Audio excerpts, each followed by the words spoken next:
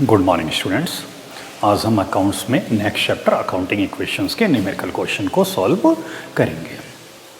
Account को किस तरीके से इक्वेशन के फॉर्मेट में प्रेजेंट किया जाता है वो हम इस चैप्टर में सीखेंगे।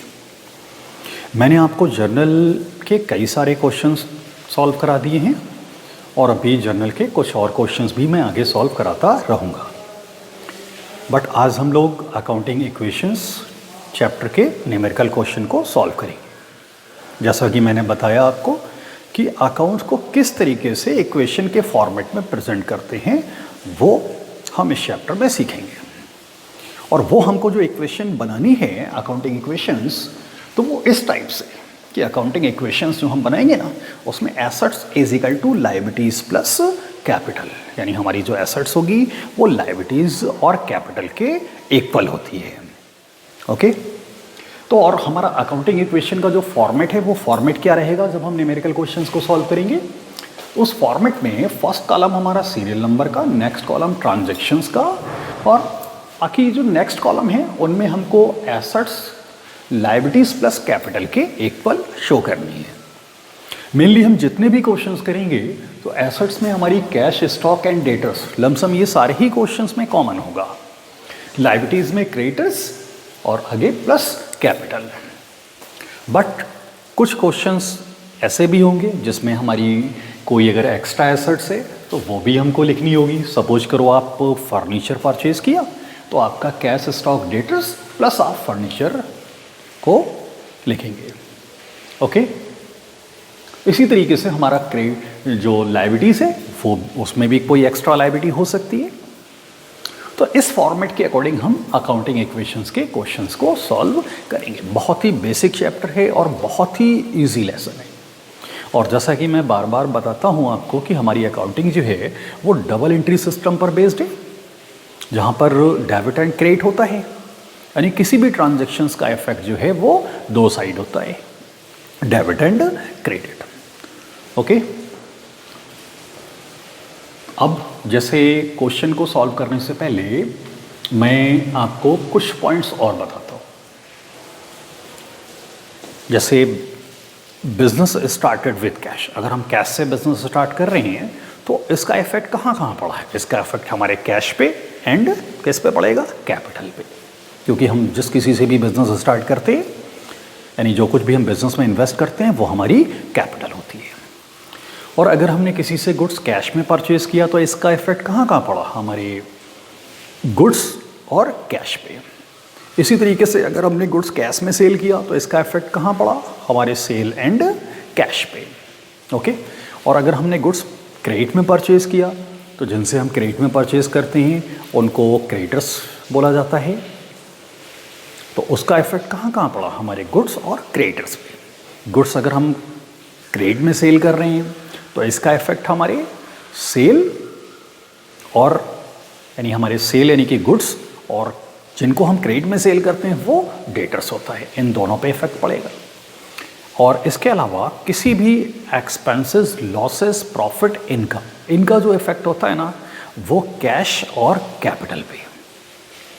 तो इन पॉइंटों को लेकर के हम फर्स्ट क्वेश्चन अकाउंटिंग इक्वेशंस का सॉल्व करते हैं।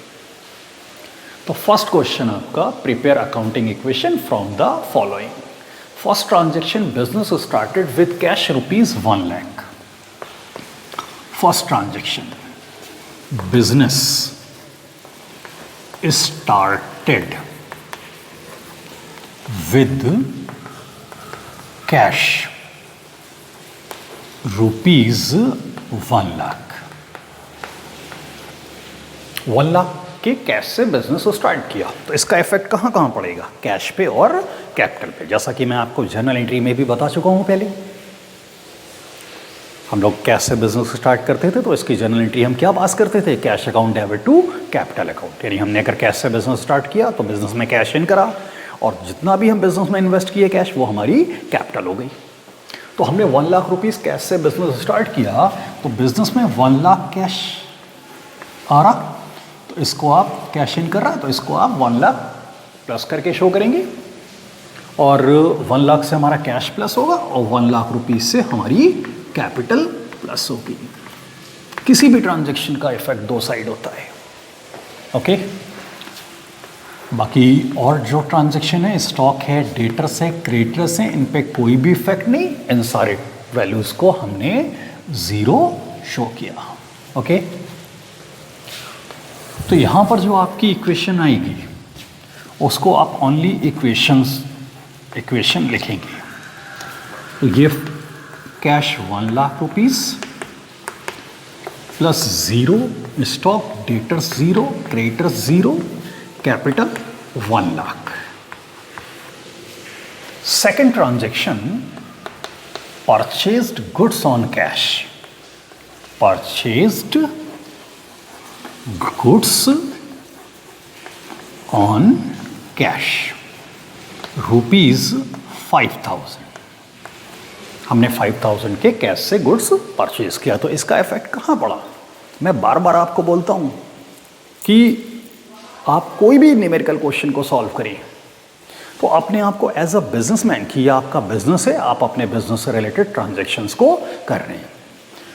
तो परचेज गुड्स ऑन कैश, हमने 5000 का गुड्स कैश में परचेज किया, तो इसका इफेक्ट कहाँ पड़ा? हमारे कैश पे और गुड्स यानी कि स्टॉक पे। अगर आप परचेज करते हैं तो स्टॉक आपका इंक्रीज होगा, और अगर आप सेल करते हो तो स्टॉक आपका डिक्रीज होगा। तो आपने 5000 का गुड्स कैश में परचेज किया, तो बिजनेस से कैश 5000 माइनस होगा, यानी आपने कैश पे करा और गुड्स परचेज किया, कैश गया और गुड्स आया, तो कैश माइनस होगा और स्टॉक आपका 5000 से प्लस होगा। जो अदर वैल्यू है इन पे कोई भी इफेक्ट नहीं, तो वो जीरो, ओके। तो आपकी जो न्यू इक्वेशंस आनी है वो 1 लाख में 5000 लेस करेंगे, 95,000 plus 5000 plus 0 plus 1 lakh, okay. इनको ऐड और लेस करके आपको इक्वेशन शो करनी है। थर्ड पॉइंट,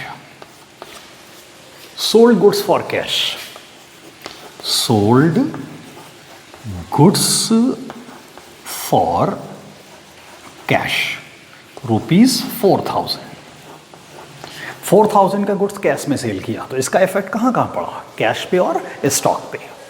4000 का गुड्स अगर हम कैश में सेल करते तो कैश बिजनेस में आएगा 4000, तो 4000 से कैश आपका प्लस होगा, एंड गुड्स आपने सेल किया तो स्टॉक 4000 से आपका माइनस होगा। अदर वैल्यू जिन पे कोई भी इफेक्ट नहीं, जीरो। आपकी न्यू इक्वेशन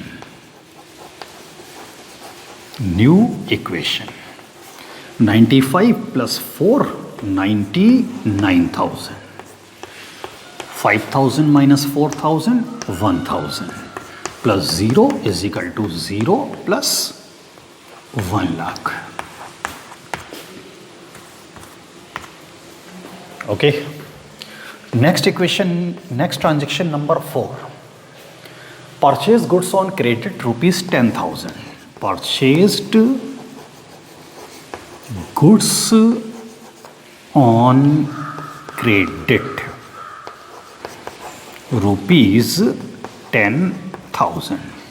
आपने 10,000 का गुड्स क्रेडिट में परचेज किया, तो इसका इफेक्ट कहाँ हो? हमने गुड्स परचेज किया तो बिजनेस में गुड्स आ रहा है, तो हमारा स्टॉक जो है वो 10,000 से प्लस हो जाना है। प्लस ये गुड्स की परचेजिंग आपने क्रेडिट में की, अगर आप कैश में परचेज करते तो बिजनेस से 10,000 कैश जाता, बट आपने ये परचेजिंग कैसे की है? क्रेडिट में। तो अगर आप क्रेडिट में परचेज करेंगे तो हम जिनसे क्रेडिट में परचेज करते हैं वो क्रेडिटर्स होता है, तो हमारे 10,000 से क्रेडिटर्स प्लस हो जाएंगे। अब हमने क्रेडिटर्स को प्लस क्यों लिखा?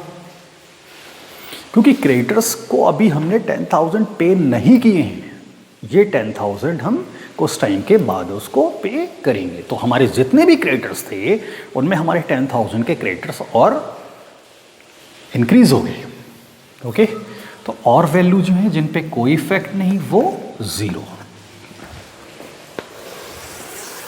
आपकी new equation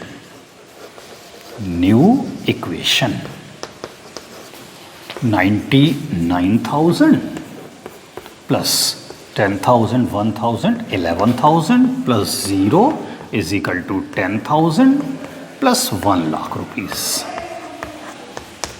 okay. Transaction number 5.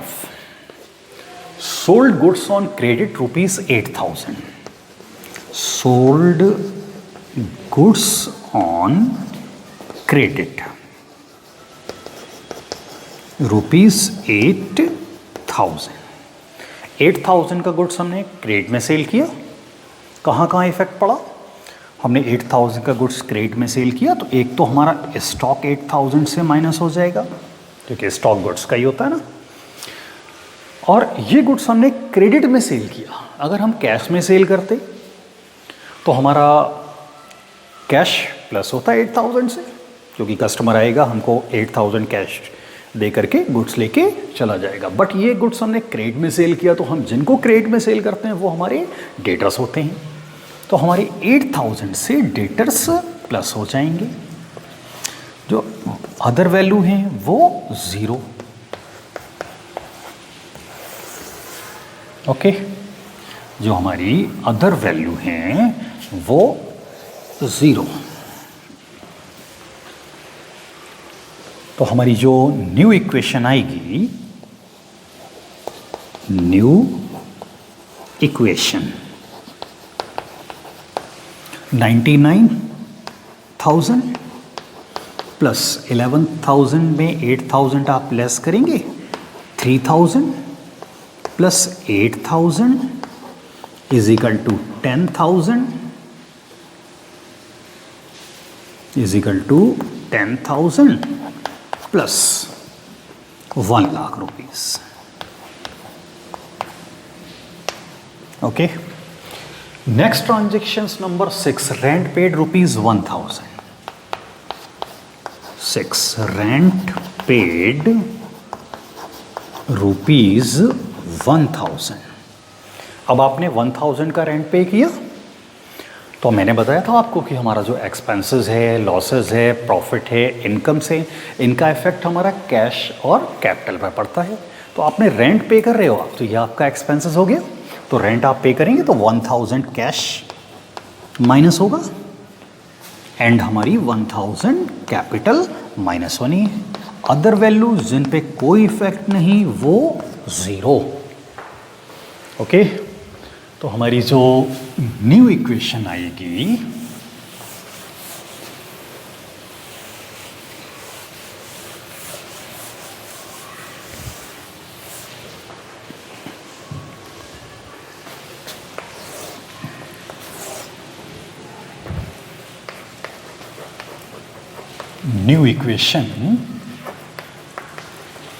वो 99 में ये 1,000 लेस करेंगे आप. 98,000 plus 3,000 plus 8,000. 3,000 plus 8,000 is equal to 10,000. Okay. 1 lakh में 1,000 लेस करेंगे आप. 99,000. Last transactions number 7. Commission received. Commission received rupees 2,000. अब आपने 2,000 का कमीशन रिसीव किया तो ये आपकी इनकम. और इनकम का इफेक्ट कहाँ कहाँ? कैश एंड कैपिटल पे. तो 2,000 कमीशन रिसीव किया तो 2,000 कैश इन कर रहा बिजनेस में. 2,000 cash plus and 2,000 capital plus. Other value 0.